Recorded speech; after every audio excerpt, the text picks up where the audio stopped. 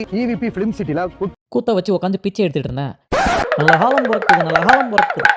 கூட்டு முயற்சியா சேர்ந்து பாலியல் வன்கொடுமை செஞ்சுட்டாங்களா? கையை போட்டவொடனே செருப்படுத்து செவிலே அரைஞ்சிருந்தா அப்படி பண்ணிருப்பானா? இதுவும் வச்சு எதை வச்சு அமுக்குது பாருங்களேன். ஒரு 4 படம் நடிச்சுட்டு அதுக்கு பொறுக்கலப்பா. அதுக்கு முன்னாடி பொறுக்கிட்டு இருந்தியா? டேய் பொம்பளை பிள்ளைங்க மேல கை வைக்கிற வேலை வச்சுக்காத, மரியாதையா கை.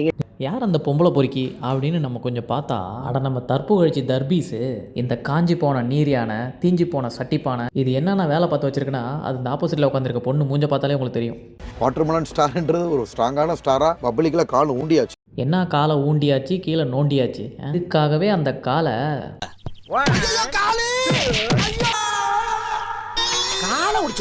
நீ உன் வாயை வச்சுட்டு சும்மா இல்லைனா உன் காலை மட்டும் இல்லை வேணாம் போதும் இதோட நிறுத்திக்கோன்னு சொல்லி தான் உன் காலை அடித்து உடச்சாங்க. இப்போ உன் நடை எப்படி மாறிடுச்சு பார்த்தியா? இங்கே பாருங்கள், அடித்த அடியில் கரடி கக்கூஸ் போகும்போது காக்கா வலிப்பு வந்த மாதிரி ஆடிக்கிட்டு இருக்கு பாருங்க. இது பார்க்க கோமாளித்தனமாக இருந்தாலும் சரி பாவம்னு சில பேர் ஏற்றி விட ஆரம்பித்தாங்க. அவ்வளோதான். இது ஓவர் ஆட்டத்தில் இது பாவம்லாம் இல்லடா பைத்தியம்னு சொன்னாங்க. எல்லாம் ரொம்ப எல்லையை மீறி போகவே ஐயோ இது சரியான பைத்தியம்னு சொல்லி சரியாகாத பைத்தியம்னு சொல்கிற அளவுக்கு கொண்டு வந்து நிறுத்தி வச்சிருக்குது. கஜினி படத்தில் சூர்யாவோட ட்ரேட்மார்க் சீனான இந்த வாட்டர்மெலன் சீனை அந்த தர்பீஸை மாட்டு வாயிலிருந்து பிடிங்கிட்டு வந்து பல நாளாக சாணி போடாத மாட்டுக்கு பின்னாடி கையை விட்டு 2 ஆட்டு ஆட்டி அப்பாடா சாணி போட வச்சிட்டோண்டான்னு ஒரு சிரிப்பு வேற சிரிக்கிறாரு பாருங்க. மாட்டு டாக்டர் திவாகர் பிபிடி இதை போய் மக்கள் ட்ரெண்ட் பண்ணி ஓவராக ஆடிட்டு இருக்குது இந்த பண்ணி. இப்போ நீங்கள் சொல்லுங்கள், ஒரு குவார்டர் சைஸ் வாட்டர் மெலனை மாட்டுக்கிட்ட இருந்து பிடுங்கி இந்த ஒரு ஆக்ஷன் பண்ணதுனால இவரெல்லாம் ஸ்டார் ஆகிட முடியுமா? இந்த மாதிரி லூஸுங்க வீடியோ ட்ரெண்ட் ஆனா உடனே இந்த யூடியூப் காரங்க போட்டு இன்டர்வியூ எடுக்கிறது, யூடியூப்லேயே ஃபேமஸ் ஆகிடான்னு உடனே விஜய் டிவியில் கூப்பிடுறது, இப்படியெல்லாம் இனிமேல் பண்ணுவியான்னு எல்லாருக்கும் ஆப்பிடிச்சு விட்டாரு இவரு. ஏப்ரல் 10ஆம் தேதி EVP ஃபிலிம் சிட்டில கூத்த வச்சு உட்காந்து பிச்சை எடுத்துட்டு இருந்தேன். பிச்சை எடுக்கும்போது காசு இருந்தால் போடணும், அதை விட்டுட்டு எல்லாரும் சேர்ந்து என்னை தாக்கி இரும்பு ராடியால அதை தாக்கி. இரும்பு ராடியா? அதனே அது ஷூவு தார் ரோடு போட்டுட்டு இருந்தியா? எனக்கு காலில் வந்து ரத்த காயம் ஏற்பட்டிருக்கு வலது காலில். ஆடா பாவி, குளிக்காமல் அரிப்பெடுத்து சொரிஞ்சு நகம்பட்டதை போய் ரத்த காயம், அதுவும் ராடால் அடித்த காயமா. என்ன சொல்கிறான் பாருங்க. இன்னும் கொஞ்சம் விட்டா நான் விஸ்கி நடக்கிறதுக்கு மெயின் காரணம் இதனால தான் பாம்போல. பொய்யை சொல்லிவிட்டு போச பார்த்தீங்களா? எங்கேயோ போகிற எருமாடே ஏன் மேலே வந்து ஏறுமாடேன்ற மாதிரி குனிஞ்சு வாட்டமாக நிற்கிற, வந்து ஏறிட போகுது கொஞ்சம் நவரு. லூஸ் மாதிரி சுற்றிட்டு இருந்த நமக்கு பிக் பாஸ்ன்ற பெரிய சான்ஸ் கொடுத்ததே விஜய் டிவி. அந்த நன்றி கூட இல்லாத இந்த பன்றி அவங்க மேலேயே கேஸ் போடுறான்ட்டு போய் நிற்கிது. வேணும் விஜய் டிவிக்கு நல்லா வேணும். அவனுக்குலாம் சான்ஸ் கொடுக்கணும் ஒரு விவஸ்தை இல்லாமல் பண்ணீங்கல்ல, நல்லா வேணும் உங்களுக்கு. விஜய் டிவி வாங்கினது கூட கொஞ்சம் பரவாயில்ல. ப்ரோக்னு ஒரு யூடியூப் சேனல் இதை விட செமையாக வாங்கியிருக்காங்க. இதை பாருங்க, உங்களுக்கு ஏன் இவரை நான் பிச்சைக்கார மாதிரி போர்ட்ரே பண்ணுன்றது உண்மை தெரியும் உங்களுக்கு. அதெல்லாம் ஓகே, அந்த கையை மேலே ஆட்டுறாரு, அது என்ன ஸ்டைல்னு கொஞ்சம் நல்லா பாருங்க. நல்ல காலம் பிறக்குது, நல்ல காலம் பிறக்குது. எப்படி பிச்சைக்காரன் குடுகுடுப்பக்காரன் எல்லாம் மேட்ச் ஆகுதா? ஆதார காட்டுங்க. இவர் பெரிய ஹைகோர்ட் ஜட்ஜு, ஆதாரத்தை காட்டினா தான் ஒத்துப்பாரு. அப்படி கேட்ட ஆதாரத்தை தான் காட்டுறாங்கல்ல, உட்கார வேண்டியதானே. வேற வழியே இல்லை, காட்டி தான். ஐயோ ஆதாரத்தை காட்டி சேதாரத்தை உண்டு பண்ணிடுவான் போலேன்னு பயந்து என்ன பண்ணுறான்னு பாருங்க கொஞ்சம். தம்பி இது கார்னர் பண்ணுற மாதிரி தெரியுது. ஆமாம், ப்ரோவோக் சேனல்காரனோட பிகர் இவர் கார்னரில் கூப்பிட்டு போய் அப்புறம் வழக்கம் போல் நம்ம பெருசாக ஏதாவது ட்ராமா பண்ணோன்னா இந்த சிறுசான விஷயம்லாம் மறைஞ்சிரும்னு சொல்லி ஏஞ்சாரு, கேமராவை பிடிச்சி உடச்சாரு. உண்மையான பைத்தியம் என்னென்னலாம் பண்ணுமோ எல்லாத்தையும் பண்ணார். பண்ணிவிட்டு மாமனை இனிமேல் என்னை இன்டர்வியூ கூப்பிடுவீங்க, கூப்பிட்டா இதாண்டா உங்கள் கதின்னு சொல்லி ப்ரூவ் பண்ணிட்டு போயிட்டார். இதை பார்த்து மீடியாவில் ஒரு லூஸ் இருக்குமே நம்ம கூல் சுரேஷ், அதுவே செருப்படுத்து காட்டி இதுமாரி பண்ணினா செருப்பால் அடி பண்ணான்னு சொல்லிடுச்சுன்னா பார்த்துங்க. சரி, இப்போ அந்த தற்புகழ்ச்சி தர்பீஸு எங்கே போனாலும் ஏன் தானே புகழ்ந்து பேசிட்டு இருக்கு தெரியுமா? வேற யாரும் பேச மாட்டாங்க. அதனால தான் இந்த ஒரு வீடியோ கூட கொஞ்சம் பாருங்களேன். ப்ளஸ் பாயிண்டே என்னோட உருவ அழகு தான் சார். உருவ அழகு? சரி, அந்த தீஞ்சு போன மூஞ்சியே உருவன்னு வச்சுப்போம். அதில் அழகு எங்கே இருக்குது? தொங்கிட்டு இருக்கே தொந்தி, அதை சொல்கிறாரோ? ஒரு ஃபேஸ் கட்டு இப்போ இருந்தில்ல, நான் குழந்தையா இருக்கிறப்பலே முகத்தில் என்னமோ தெரியுது. முகத்தில் என்னமோ தெரியுதா? சுடுகாட்டில் என்னமோ எரியுதுன்னு வேணா சொல்லியிருப்பாங்க. நல்லா பாருங்க, சுடுகாட்டில் சூடு தாங்க முடியாமல் ஏஞ்சி வந்த போனோம் மைக்கு பிடிச்சி பேட்டி கொடுக்குற மாதிரி இல்லை. ஸோ அப்படி ஒரு வசீகரம் கொண்ட முகம்.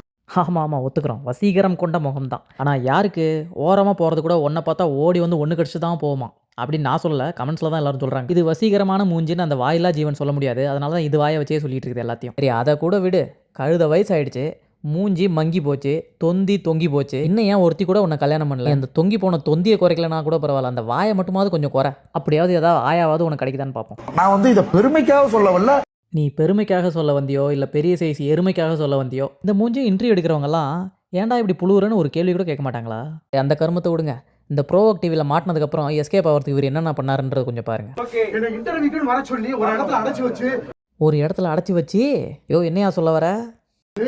கூட்டு முயற்சியாக சேர்ந்து உன்னை எல்லாரும் பாலியல் வன்கொடுமை செஞ்சுட்டாங்களா? அடே, எந்த காஞ்சி போனவன்டா இந்த மூஞ்சியும் பார்த்து மூடானவன் விட்டா ப்ரோவோக் டிவியில் ப்ரொபோஸும் பண்ணியிருப்பாங்க போலயே. கமிஷனர் ஆபீஸ்ல இது பதிவாகணும்.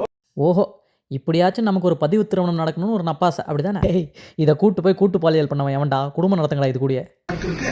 திவாகர் புகழ் வந்து நீ சேரியிலிருந்து பிறந்தவங்க அப்புறம் இவருக்கு தெரிஞ்சதெல்லாம் ஜாதி பற்றி பேசுறது, நீ சேரியில் பிறந்தவன். முதல்ல உன் மூஞ்ச கொஞ்சம் கண்ணாடியில் பாரு திவாகர். குட்டையில் ஊறின பண்ணி கூட கொஞ்சம் குட்டி போட்டால் க்யூட்டாக இருக்கும். ஆனால் உன் மூஞ்ச நீ கண்ணாடியில் பார்த்துருப்ப. அதனால தான் நீயே பெருமையாக பேசிட்டு இருக்க. வேற யாரும் பேச மாட்டாங்கல்ல. நீ வந்து படிக்காதவே நீ சரி, அவர் படிக்காதவர். இவர் என்னத்தை படிச்சிட்டாரு? திவாகர் பிபிடிங்கிறாரு. ஒரு இங்கிலீஷ் வார்த்தையை ஒழுங்காக பேச தெரியாது. ஹேட்டுன்னு சொன்னால் அதுக்கு அர்த்தம் தெரியாது. இது நிஜமாவே ஃபிசியோதெரபிஸ்டா இல்லை கம்பவுண்டரா அங்கே வேலை செஞ்சுட்டு அப்படியே வேலையை கற்றுக்கிட்டு பண்ணிட்டு இருக்கான்னு தெரியாது. நீ பொட்டன்னு சொன்ன அவருக்கெல்லாம் குழந்தை இருக்கு. ஆனால் உனக்கு ஏதாவது பண்ணி குட்டியாவது இருக்கா? எதுவும் கிடையாது. சுனிதா புள்ள வந்து உள்ள விழுந்தது, அதை கையை பிடிச்சி பிராண்டி விட்டு கை சுனிதா இது கூட வந்து தோளில் கையை போட்டு ஏதாவது பண்ணியிருந்தா அவர் பிராண்டி இருக்க மாட்டார். திவாகர் இந்த பொண்ணுங்க முன்னாடி இந்த மாதிரி கேவலமாக பண்ணுறதுக்கு மெயின் காரணம் என்ன தெரியுமா?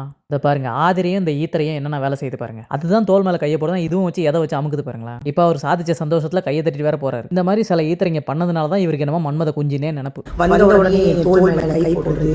தோல் மேலே கையை போட்டவொடனே செருப்படுத்து செவிலே அரைஞ்சிருந்தா அப்படி பண்ணியிருப்பானா? வல்கரா பண்ணுறான்னு தெரிஞ்சும் நீங்கள்லாம் வந்துட்டு எதுவும் கம்ப்ளைண்ட் பண்ணாமல் இருந்தீங்கல்ல, உங்களுக்குலாம் நல்லா தான் வேணும். நான் மல்டி டேலண்டாக இருக்கேன். அது என்ன மல்டி டேலண்ட்னா, சுச்சாவை 1 hour அடுக்கி வச்சு உங்களை மடக்கி வச்சு காஜி பண்ண ட்ரை பண்ணுவார். அதுதான் அந்த டேலண்ட். ஒரு 4 படம் நடிச்சுட்டு அதுக்கு பொறுக்கலப்பா. 4 படம் நடிச்சுட்டு பொறுக்கலையா? அதுக்கு முன்னாடி பொறுக்கிட்டு இருந்தியா?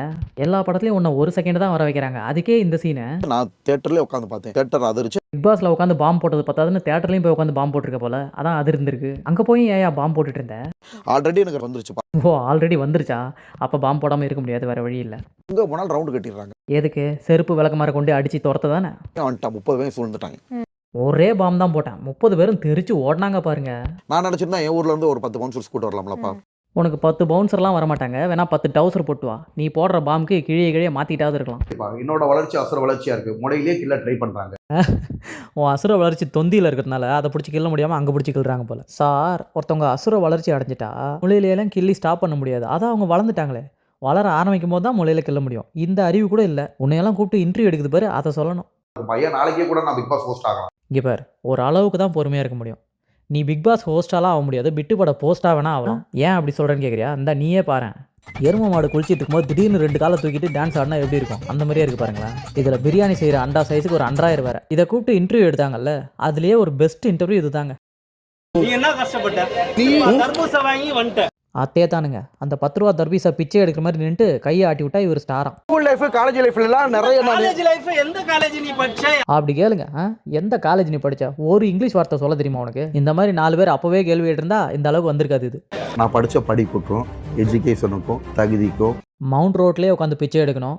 ஆனால் நான் பார்த்தீங்கன்னா விஜய் டிவி வாசலில் உட்காந்து பிச்சை எடுத்துகிட்டு இருந்தேன். என்னை கூப்பிட்டு எல்ஐகே மூவியில் நடிக்க வச்சாங்க பாருங்க. பிரதீப் ரங்கநாதனுக்கே படம் ஊற்றிக்கிச்சு. இந்த பெருமையெல்லாம் இந்த எருமை எனக்கே சேரும்.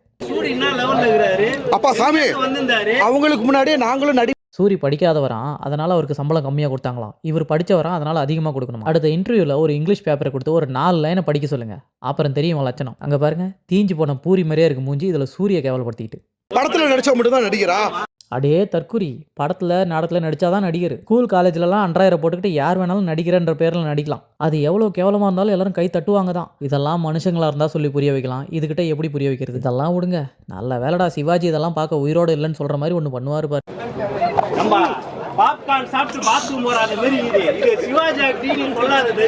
அந்த ரிப்போர்ட்டரை கூப்பிட்டு வாங்கப்பா, மாலை போட்டு கொண்டாடுங்கப்பா. போகிற இன்டர்வியூலலாம் இந்த மாதிரி உட்காந்து கேள்வி கேட்டிருந்தா இந்த அளவுக்கு வளர்ந்துருக்கு. அவங்க ஒரு கேள்வி கேட்பாங்க, இது சம்மந்தம் இல்லாமல் தலையிட்டு இதோட பெருமையவே பேசிகிட்டு இருக்கோம். அதையும் உட்காந்து மண்டையாட்டி கேட்டுட்டு இருப்பாங்க. என்னத்த சொல்கிறது? ஆனால் திவாகரை ஒரு டெலிவிஷன் இண்டஸ்ட்ரி உள்ளே கூப்பிட்டாங்கன்னா அவங்க டெலிவிஷன் நடத்துறதுக்கே அருகது இல்லைன்னு அர்த்தம்.